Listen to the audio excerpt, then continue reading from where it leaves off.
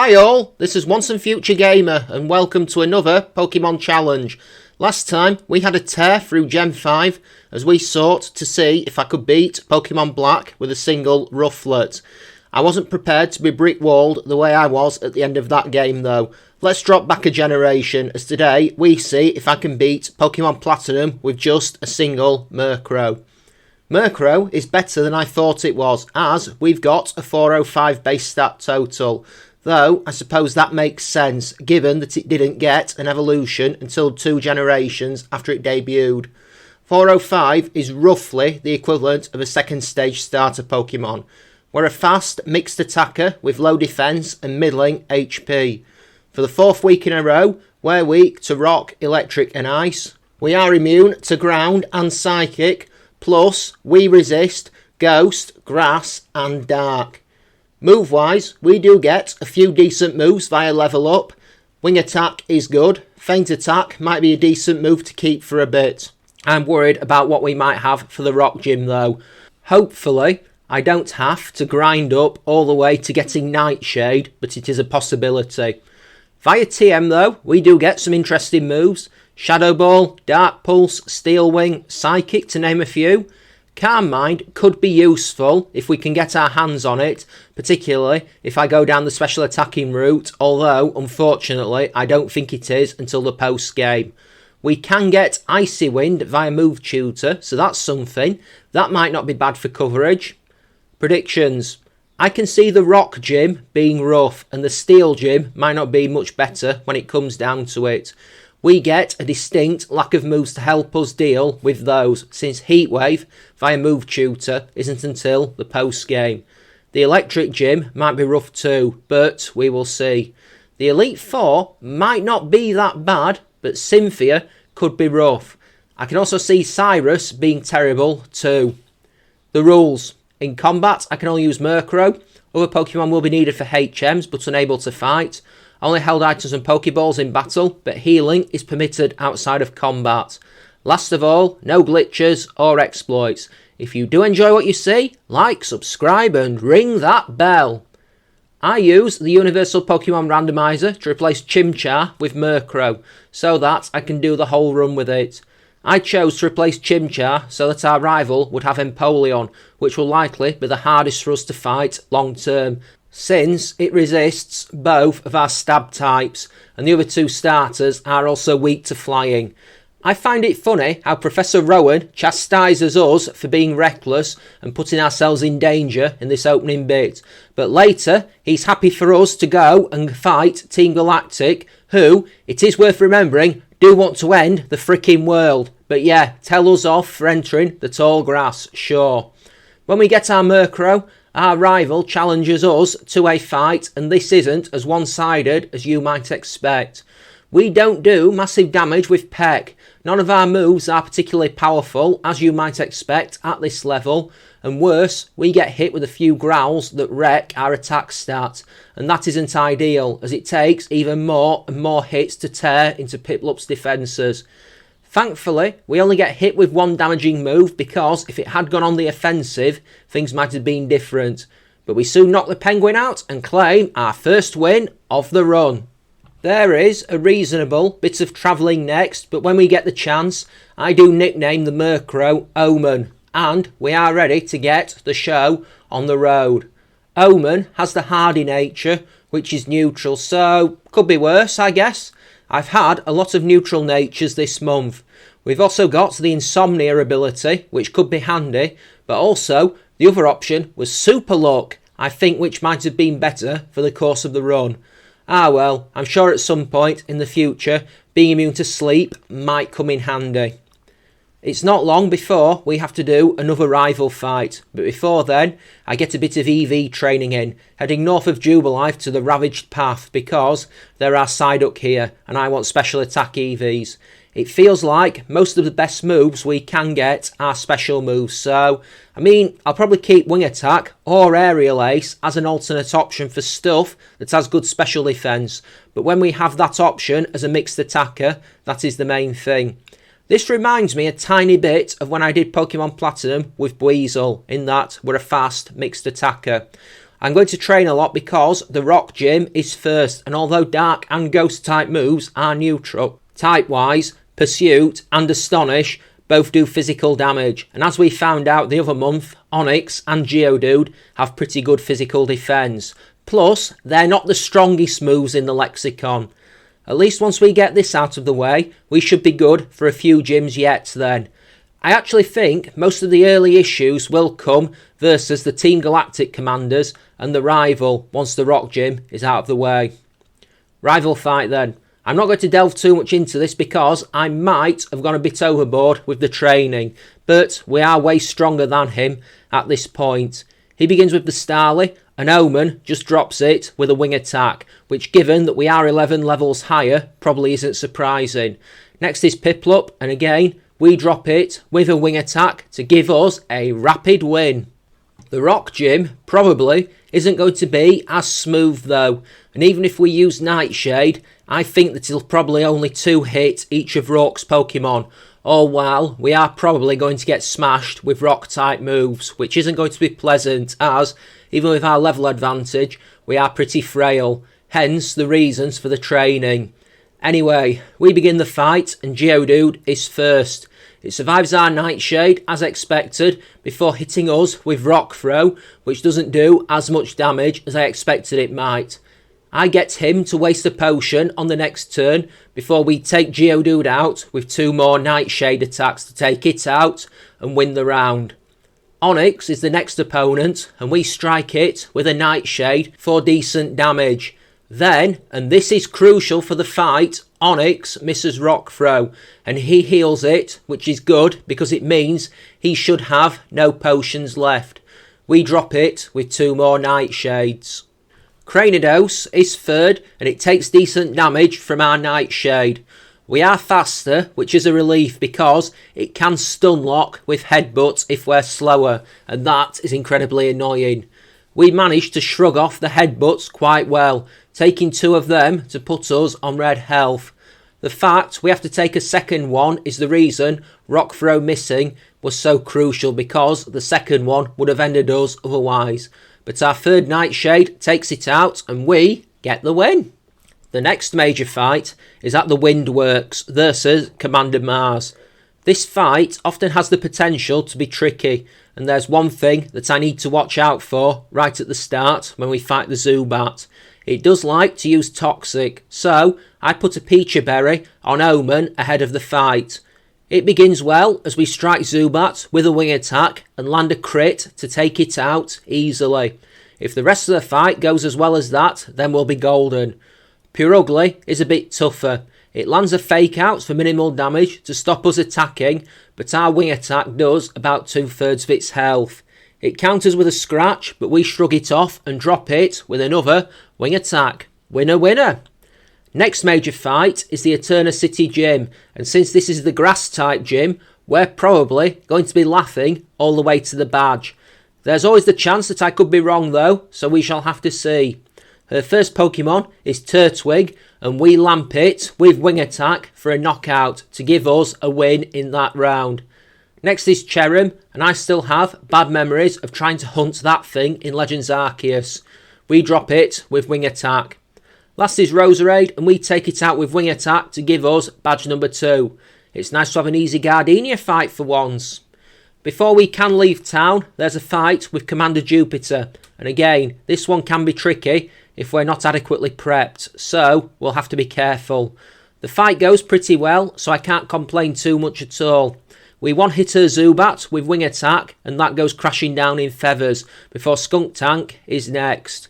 It takes just over half from our wing attack before eating the berry, and now I am worried because I don't think we take it out next turn. Plus, it goes for Screech, and with our already meagre defence, that could be quite rough. Doesn't matter though, we crit our wing attack and take the win. Next fight is the Ghost Gym, and again, we should be pretty good for this one since we resist Ghost. And if we get a better Ghost or Dark move come the start, we should be even better. By the time we get to the Fantina fight, we have Feint Attack, so that should set us up nicely. I don't even go out to the Pokemon Centre and heal before the fight, such is how confident I am. Duskull is first, and although it hits us with a Shadow Sneak, we brush it off and drop it with Feint Attack. Next is Mismagius, and again, Feint Attack. We are faster, it turns out. Last is Haunter, and you've guessed it, Feint Attack. That sets us on our way and gives us the third badge. We do have a rival fight before we leave town, and so I jump into that one. This shouldn't be too bad, I suppose. We'll observe what he has this time. The rival is a tricky one in Sinnoh, especially the longer the game goes on for sure.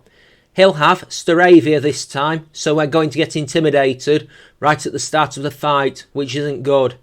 Staravia survives our wing attack and hits one of its own. We take it out the next turn, but the point still stands that we are weaker. Ponyta is next, and it survives our first attack before countering with Ember. Thankfully, we don't get burned, and we take Ponyta out on the next turn. Prinplup is third and takes less than half its health from our wing attack before I remember that I know Haze and I can use it to reset our attack to what it was at the start. Probably best not to do that against his ace, as we get hit with 2 bubble beams that do massive damage to us, but we drop it on the next turn. Roselia is last, and no concerns, we drop it with wing attack. The fighting gym is next, and Lucario aside, this shouldn't be too bad either. I think we will have to be careful versus Mylene's ace though, because it will probably have the capacity to mess us up. There is an NPC who checks your hidden power type in Platinum in the same city, and Omen would have the poison type.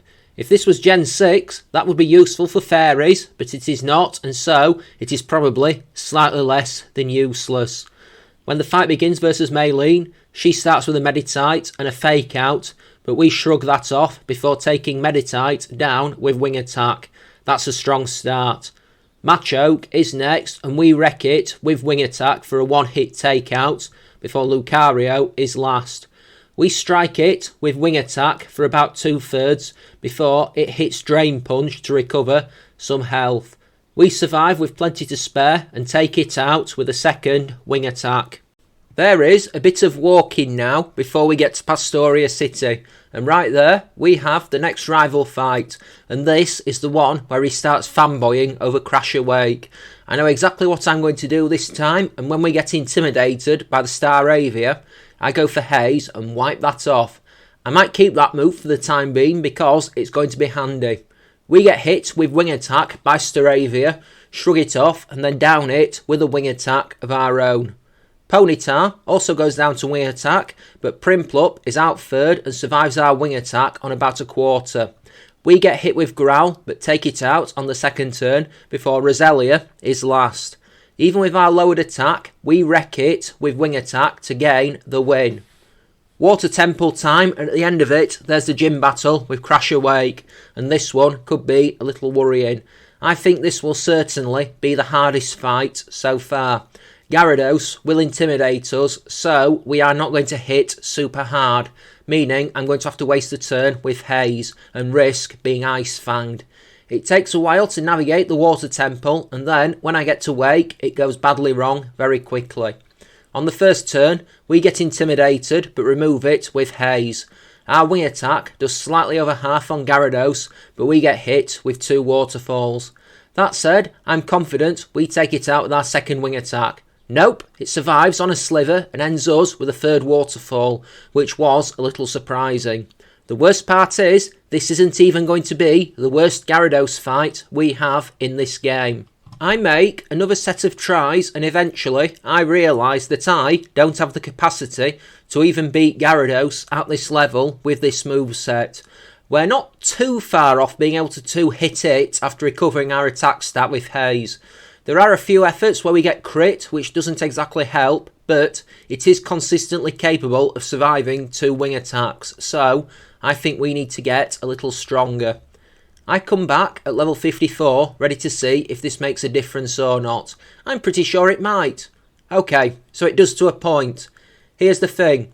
Our first 2 attempts, we take Gyarados out, which is an improvement. The unfortunate thing is that we take a lot of damage in the process, but at least we can 2-hit the Sea Serpent. Now Floatzel is out next, and that is a problem. The first attempt, we're on red health and get aqua jetted down, before on the second attempt we get hit with an ice fang, and although we survive on red health, an aqua jet takes us out again. That's going to be an issue. I knew I'd get walled by the steel gym, but I didn't expect the water gym to give me issues. I go training again and come back at level 58. This has gotten ever so slightly out of hand, but at least it should give us a good springboard for the next section of the game. Let's see how this goes. The first attempt at this level we lose thanks to being frozen by Floatzel's Ice Fang, which doesn't help in the slightest. But the second attempt we get some fortune at long last. Versus Gyarados we use the Haze to remove the Intimidate. We too hit it with Wing Attack, getting hit with 2 waterfalls in exchange. The second Wing Attack crits, which is pretty annoying given that it wasn't needed, but at least it went down for the count. Floatzel takes massive damage from our Wing Attack, then hits us with Ice Fang. We do get frozen again, but thankfully 4 out on the very next turn to end it with a Wing Attack. I'm confident now. Quagsire comes out and survives our Wing Attack before going for Rock Tomb. Before I start banging my head on the wall in frustration, we survive it and take that out with another Wing Attack. Thank Arceus for that! Next up, there is a Cyrus fight in Celestic Town, and I'm ready to tear into the next bit of the game. Making our way here is irritating, but we do it eventually. This time, I don't think it'll be a problem. There are going to be a lot harder Cyrus fights ahead. This one is a one-shot sweep through as we take his Sneasel out with Wing Attack, and that's 1 down. Next up is his own Murkrow, and given Omen's level advantage, we wreck it with another Wing Attack. Last is Golbat, and I mix it up, hitting it with a Feint Attack that crits for the win. In Canalave City, there is the Steel Gym, but before we can do that, there is another rival fight. And thanks to the efforts of grinding for the Water Gym, it feels like a long time since the last one, to be sure. This fight goes entirely smoothly. He begins with his newly evolved Staraptor, and we go for Haze to counter the Intimidate. We get hit for about 1/3 of our health with Takedown, not that it bothers me as we down it with Wing Attack on the next turn. Next is Rapidash, who survives Wing Attack and uses a Tail Whip before we finish it off with Nightshade. Heracross is third and goes down to a single Wing Attack. I'm not sure what he was expecting to happen there before Empoleon is next. I hit that with 2 Nightshades to take it out. Nightshade negating the resistance that Steel has to most of our moves. We get hit with a Bubble Beam in exchange before we take Roserade out with Wing Attack. The Steel Gym is next, and this one is going to be rough, I figure. We're going to struggle to damage our opponents, particularly Byron, the gym leaders, Steelix and Bastiodon. I think I'm going to have to lean heavily on Nightshade here. I don't like it, but at least there is a fixed limit to the damage we can do. In case you don't know, the reason they changed it so Steel no longer resisted Dark and Ghost was because of the introduction of the Fairy type. Just saying, there's some fun trivia for you. Anyway, Magneton is first, and I blast it with Nightshade for about 2/3 of its health. We get hit with Metal Sound, but that's probably not going to be an issue as we take it out with another Nightshade. I figure that Bastiodon knows Ancient Power. I'm sure it knows Ancient Power from somewhere. That's in both Diamond and Pearl and the Platinum rematch, but not in this fight, Bulbapedia tells me. But Bastiodon misses Stone Edge. We start to blast it with Nightshades while it goes for Iron Defense and Metal Burst, the latter inflicting some damage on us, but as he heals his fossil Pokemon, we manage to wear it down again and take it out with 2 Nightshades. Last is Steelix, and we also get lucky with it missing Ice Fang, and we take it out with 2 more Nightshade attacks to give us badge number 6. There is story stuff next as we race around and take on the Galactic Commanders at the lakes. First is Saturn, and this is the first time in this game that we fought him. I don't think this one should be too bad as we go into the battle. First is Golbat, and it survives our Feint Attack on red health, which turns out to have a big impact on the battle as it lands supersonic. We do take it out at the second attempt with Wing Attack, but we are still confused going into Bronzor and hit ourselves in confusion before also getting hit by a rock tomb. We do shake the confusion off and 2 hit it with feint attack, but we take another rock tomb in the process. That means we're slower than Toxicroak and we get smashed with a poison jab, but we one-shot it with wing attack for the victory, and just like that we've beaten Commander Wolverine. Next is Mars at Lake Verity, and we've got a second match of the game versus her and her Pure Ugly. I think that this should be harder than the Saturn one was. This fight is actually incredibly close, and I think that we're kinda lucky and unlucky at the same time. Golbat is first and survives our wing attack before doing about a third of our health in damage with Air Cutter. Ouch! We take it out on the second attempt before Bronzor is next. So far, so familiar. Bronzor is a 2-hit with feint attack, but it lands a gyro ball for decent damage, more than the super effective rock tomb that Saturn's hit for sure. Last is Pure Ugly and it hits Fake Out and Slash for massive damage on us, putting us in red health. But we do hit it with wing attack. It narrowly missed, being a 1-hit on the first attempt. Phew, that was too close, and I'm glad that we essentially got lucky there. As I go through Mount Coronet on my way to Snowpoint City, let's talk about what's ongoing with the channel. I was going to do this while walking around in the distortion world, but I figure here I'm less likely to get lost and look like I don't have a clue what I'm doing. That's genuinely the only thing I dislike about Platinum, the distortion world. So in the week just gone, we had episode 4 of Hogwarts Legacy, and recorded up to about episode 12 of that at time of writing. We had episodes 29 and 30 of Legend of Zelda Skyward Sword, and recorded up to episode 39, and I can't be that far off finishing that at time of writing. I will definitely do another Zelda game after this, but I am not sure which one yet. There was also episode 4 of the Resident Evil 2 remake playthrough, and I hit recording episode 9 this week.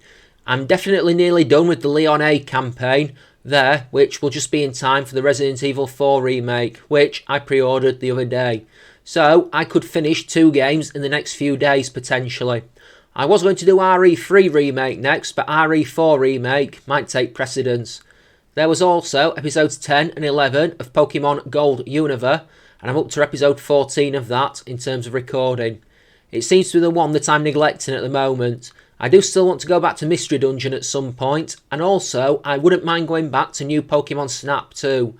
Let's not talk about Brilliant Diamond, but at some point anyway. Oh, and I do plan to play Pokemon Sword on the channel at some point. Last week's challenge was Pokemon Black with a single Rufflet, the penultimate one of Bird Pokemon Month, and next week is the first challenge of Rodent Month. Join me as I take on Pokemon Silver with a single Sandshrew. That one could get interesting, I'm sure. As always, if you have any ideas for future challenges or even future themed months, then head to the comments down below or follow the links in the description to my Twitter or my Discord. If you want to support the channel in other ways, there is a link to my Patreon down there. Or if you don't want to or can't, tell a friend. As always, don't forget to like, comment and subscribe. I've got the next few months planned out. April will be Rodent Month. And May is likely going to be a second chance month for me to revisit themes that I've done so far. But since I'm looking to go away the last week of the month, there'll only be 3 challenges that month potentially. June and July are tentatively penciled in for Bug Month and Poison Month. And then the first challenge of August should be challenge number 100. I have no idea what to do for that. It was Regigigas in Heart Gold for number 25, Archeops in Black for 50, White 2 with Onyx and Geodude for number 75. For number 100 though, I genuinely have no idea. Again, if you have any thoughts for anything special, let me know. The Ice Gym is next, and this one could be rough. Mind you, I absolutely freaking hate the gym puzzle in this gym, absolutely 100%. Out of all the ice gyms, this is the most obnoxious for sure. I think Mamoswine might be the worst here, if I'm honest. Let's see how many efforts this takes. Actually, it's not that bad. Sneasel is first and hits Ice Shard, but we wreck it with Wing Attack to take it out in a single hit. Next is Abomasnow, and again, because it's part Grass type, we wreck it with another Wing Attack. Frostlass is third, and we take that out with a feint attack to give us the next knockout before Piloswine is last. Oh, it's not even a Mamoswine after all that worry. Where did I get that thought from? It survives wing attack, but then misses Stone Edge, which is massive, and then we take it out next turn for the 7th badge. We've got Team Galactic stuff next, and we have to head back to Veilstone to conquer the Galactic Building, which culminates with a fight with Cyrus. He rambles on about how he wants to create an entire world just for himself, and it boils back down to the point I made earlier about how we're risking our life against this maniac. Anyway, he begins with Sneasel, and we one-hit that with wing attack. Honchkrow is next, and we have to fight our evolved form. It survives our wing attack and hits us with Drill Peck, which it can only get via breeding with the Fearow or Dodrio line, neither of which can be found in Sinnoh. I call cheat. We survive Drill Peck and take it out with another wing attack. Crobat is last. It survives our wing attack, and then we take an air cutter before downing it with another wing attack. Saturn attacks us before we leave. He's not going to be too much trouble. I am far more worried by what's about to come than this blue-haired Wolverine lookalike. I'm right, you know, this isn't a problem, bar one hairy moment. Golbat is a 2-hit with wing attack, but it does crit air cutter for pretty decent damage, which I'm not entirely happy about. Next is Bronzor, and I get the feeling I'm about to get sick of the sight of this with what comes next. We 2-hit that with feint attack, but it does confuse us with Confuse Ray. It never becomes an issue though, as we shake the confusion off versus Toxicroak and drop it with wing attack. Let's head to Mount Coronet. I absolutely hate this fight that comes next when we have to do the double battle with Mars and Jupiter. This, hands down, is one of the worst battles in the entire franchise, and as always, it's never helped by the fact that the rival's Munchlax that he starts the fight with is completely useless in battle, as he always focuses more on stockpiling than attacking. The first attempt, we lose thanks to the Bronzor putting Reflect and Light Screen up, which never helps, and also, I don't think Haze gets rid of them, as I tried to do. Munchlax is about as unhelpful as ever, and it doesn't help that the Bronzor keeps hitting us with Gyro Ball attacks. When the Skunk Tank comes out, we don't do enough damage to it thanks to the Reflect, and when we get poisoned, it is a case of when we go down rather than if. I'm already annoyed. Let's try this again and see what we can do. I eventually get fed up and go to do a bit more training because if we are struggling now, I think we're definitely going to have issues with Cyrus. It's a different type of fight, but it's going to be no less difficult.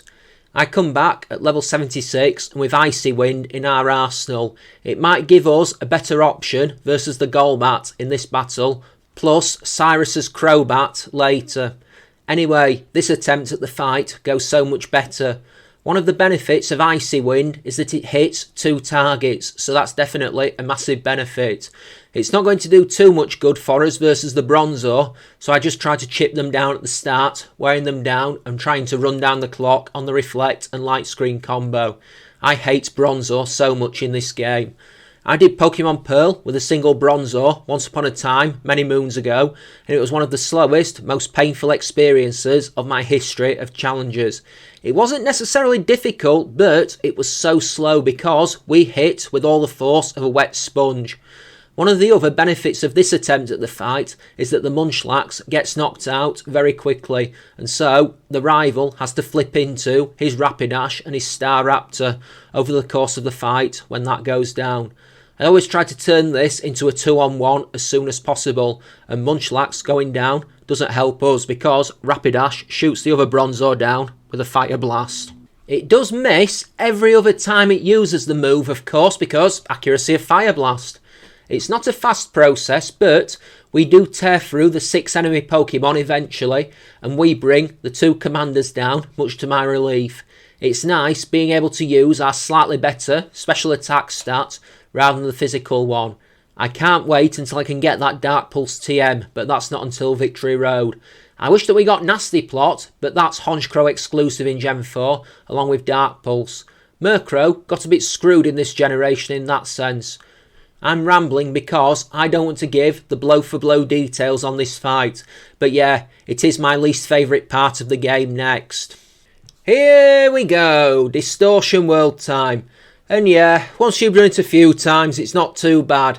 It's definitely cool enough design-wise, but traversing it is just tedious. And it is the most single ironic thing in Pokemon history. People slate Brilliant Diamond and Shining Pearl for following the base game model, rather than the Platinum model, and not including the Distortion World. I'm perfectly fine with that. Then again, I tapped out on Brilliant Diamond after about the second gym, so maybe I'm not the best person to be proffering opinions about this. Maybe I'll go back to it one day. Maybe. Whole thing just feels like a missed opportunity. Time for Cyrus then.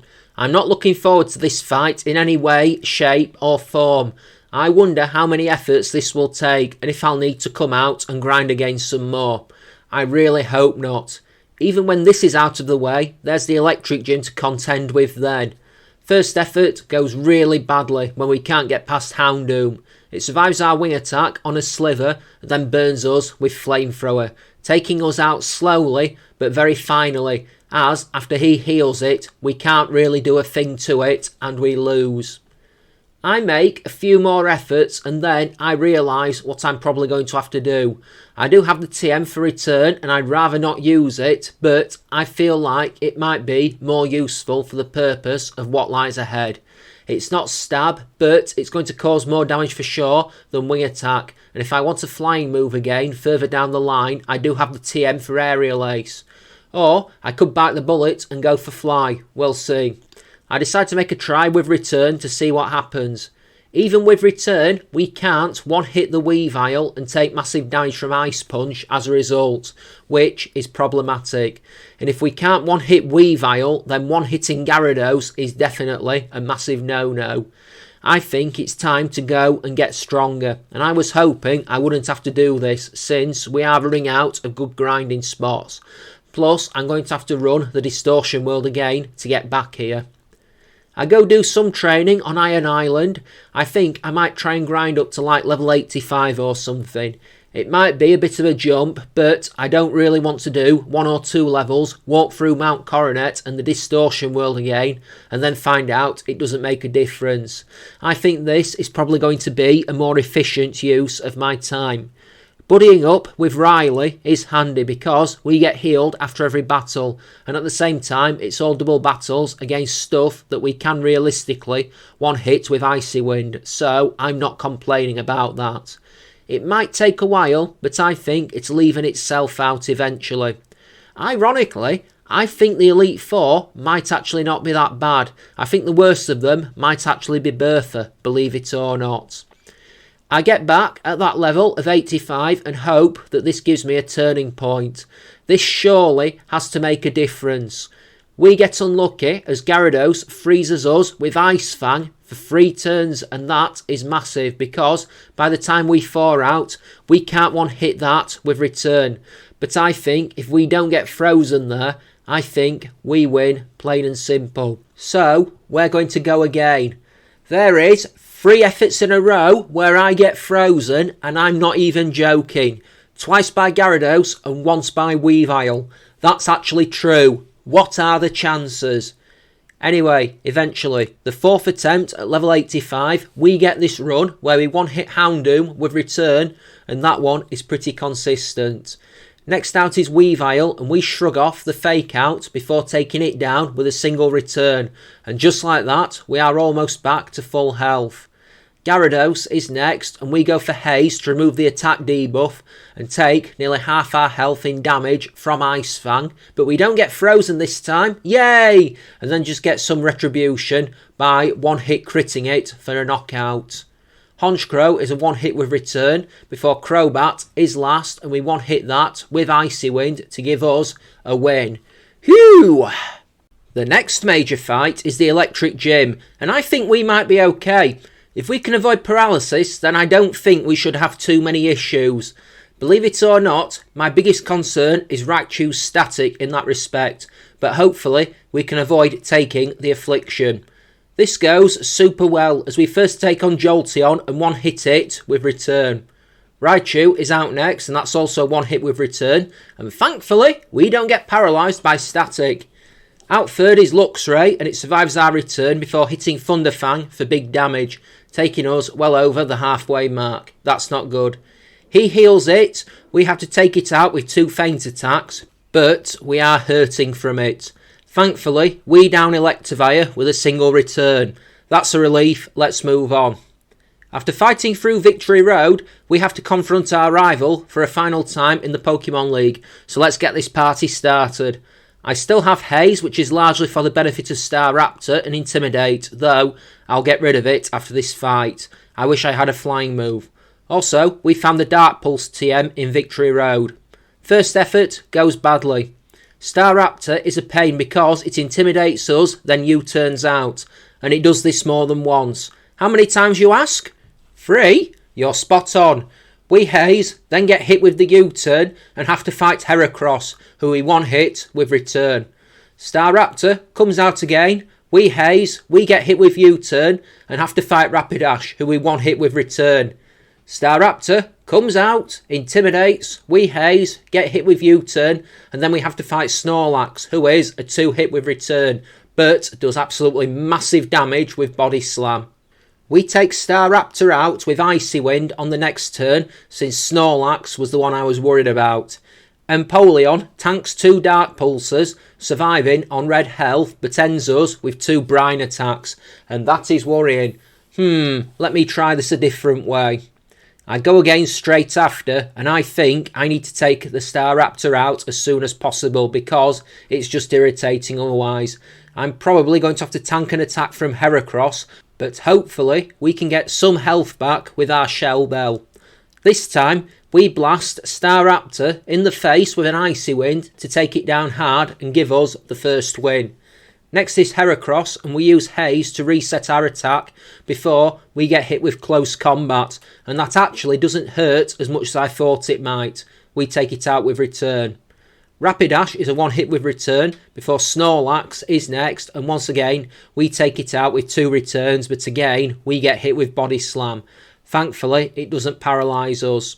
Roserade is next this time for some reason, and we down it with Icy Wind before Empoleon is last, and we don't have a fantastic way to hurt steel types now, so I hit it with 3 returns.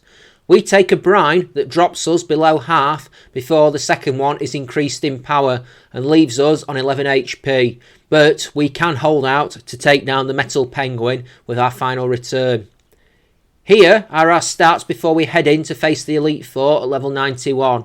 So, do we want to talk about that special defence? Sure, the regular defence isn't fantastic either, but at least it is above 100. I'm curious to see how we'll do versus special attackers here. I'm going to replace Haze with Aerial Ace because I feel like I might need it for Aaron, plus maybe Flint's Infernape and Lucian's Gallade. Both our attack stats are great and our speed is even better, so we should outspeed everything.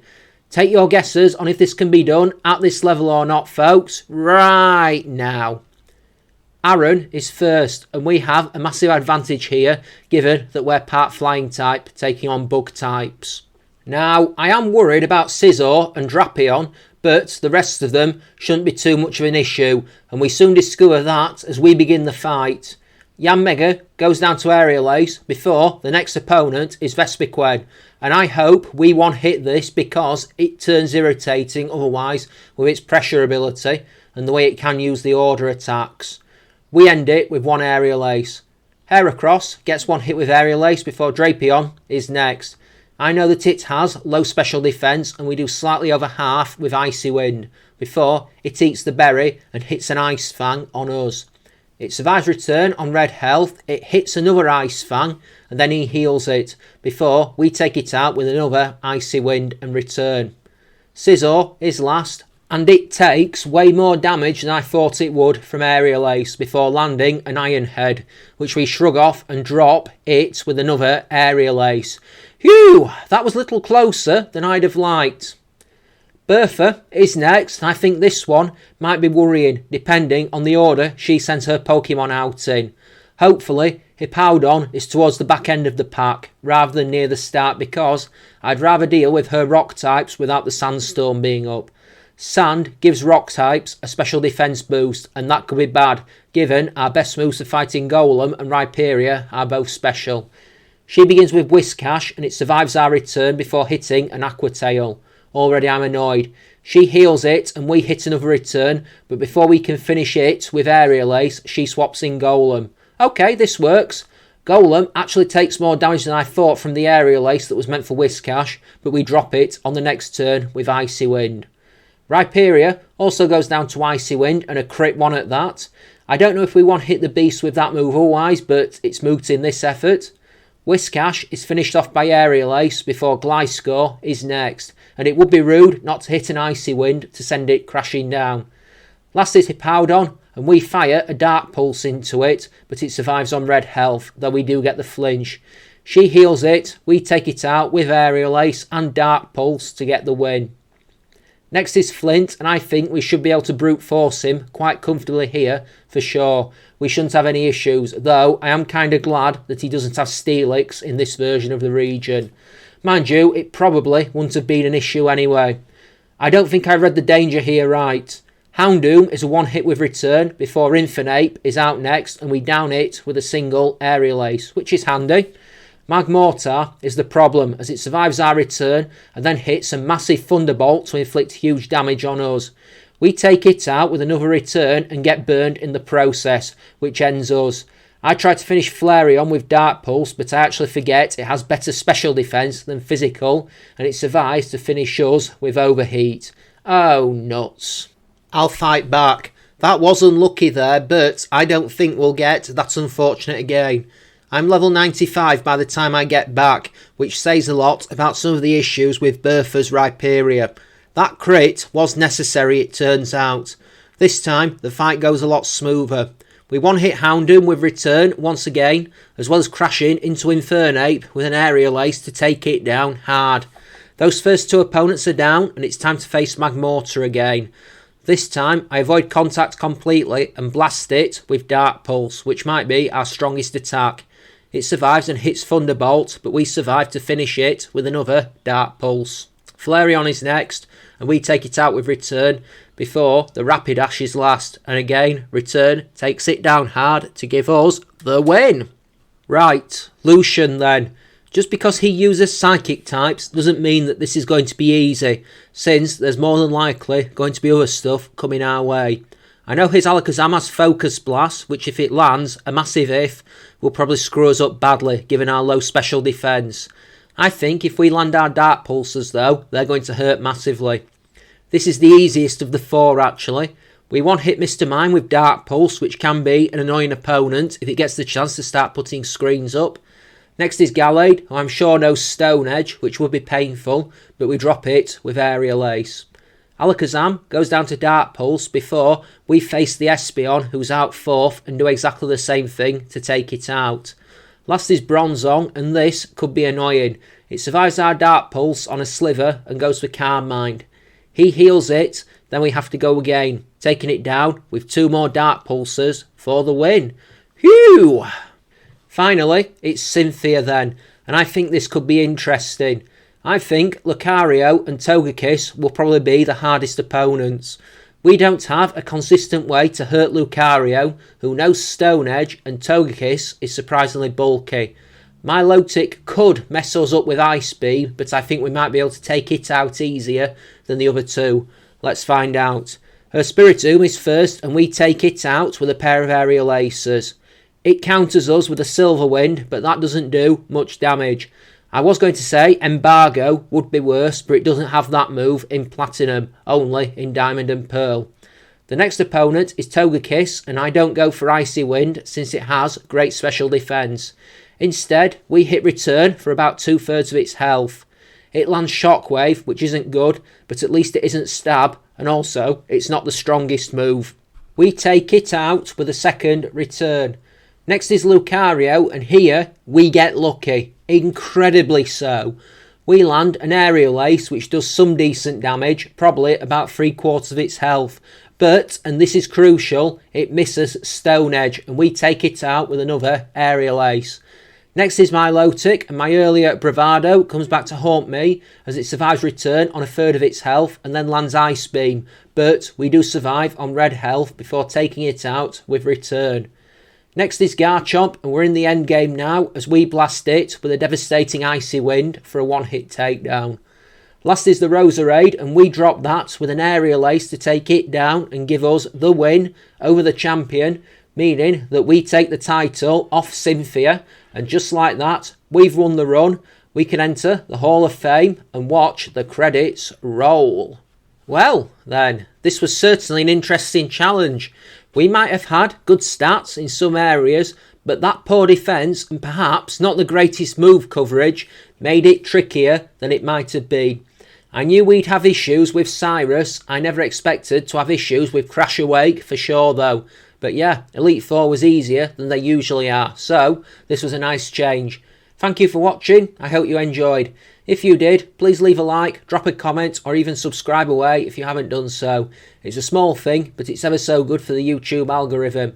If you have any ideas for future challenges, be it for an individual episode or for a themed month, head to the comment section down below, or you can follow the links in the description to my Twitter or my Discord. Join me again next time for another Pokemon challenge as we see if I can beat Pokemon Silver with just a single Sandshrew as we begin Rodent Month. I've got some intriguing thoughts lined up for that time ahead. Well then, what's going on with me? Well, by the time you hear this, I'll have just about finished my 2-week vacation from work, which means I'll be going back shortly, which is going to be a rough feeling, I'm sure. You get settled into a routine, but I'm sure I'll soon be back to regular service. Just been doing a lot of gaming these last 2 weeks. I've got about 30 episodes or so in the bank going forward. I've probably started playing Resident Evil 4 Remake by this point, and I wonder what I'll think of it. Trailer looks cool. I've had a chance to see some people I've not seen in a while during this break, so that was nice too. Plus, planning a few things like holiday at the end of May, which I am looking forward to. Feels like way too long since I had a trip abroad. That one shadow is the surgery I've got to have at some point. I'm still waiting to hear about when they can take my wisdom teeth out, which is hopefully sooner rather than later. Anyway, I've rambled enough. I'm going to step off here. As always, folks, this has been Once and Future Gamer, and this has been Pokemon Platinum with a single Murkrow. Take care now, folks. Please have a great day, and I will see you next time. Bye-bye now. So long. See ya.